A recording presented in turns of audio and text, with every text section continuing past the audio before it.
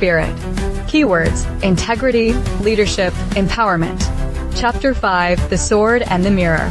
Look into the mirror of truth and see both wounds and strength. The sword you hold cuts outward. The true battle is inward. Manage your thoughts with the same care you give your armor. Train your mind to recognize falsehoods, this voice that says you are lesser, this story that tells you you are too late. Replace those scripts with factual, stubborn sentences. I learned. I tried. I rose. I will rise again. Belief is companion to discipline and practice. Feed it with measurable goals. Track progress. Celebrate increments. Let momentum be your ally.